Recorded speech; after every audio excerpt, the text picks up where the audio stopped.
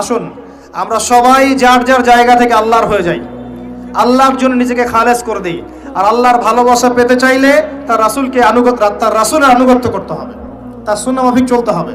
আল্লাহ পাকের ফরজ ওয়াজিবকে ভালোবেসে আদায় করেন, বিরক্ত হয়েন না। নামাজের আজান হচ্ছে, বিরক্ত হয়ে যায় না, ভালোবেসে নামাজে যান। যে আল্লাহ আমার কাছে একটা ইবাদত চেয়েছেন, আমার রব আমার সৃষ্টিকর্তা আমাকে একটা সুযোগ দিয়েছেন, আমার কাছে একটা ইবাদত চেয়েছেন, সিজদা চেয়েছেন। আল্লাহ আমার কাছে কি আর চেয়েছেন? তাওহীদ চেয়েছেন, সুন্নত চেয়েছেন, হালাল খাই এতটুকু চেয়েছেন, সাধ্যমতো দিনের খেদমত করে এটা চেয়েছেন। আল্লাহ পাক আমার জন্য জান্নাত রেখেছেন, আমি আল্লাহর জন্য করব না? আল্লাহ পাকের কাজগুলো ভালোবেসে করেন, আল্লাহ পাকে কাছে পাবেন ইনশাআল্লাহ তাআলা। দেখবেন যদি আপনি আল্লাহর হয়ে যান, আপনি মনে মনে কিছু চাইবেন, হাত উঠিয়ে চাওয়ার আগে আপনার সামনে আল্লাহ পাক সেটা হাজির করে দিবেন ইনশাআল্লাহ। বিশ্বাস হচ্ছে না আপনার কথা, আমার কথা? আমার জীবনে শত শতবার এই ঘটনা ঘটেছে।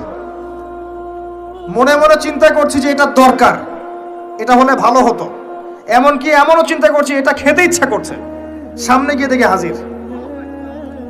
একটা কথা মিথ্যা বানিয়ে বলছি না, আল্লাহর কসম।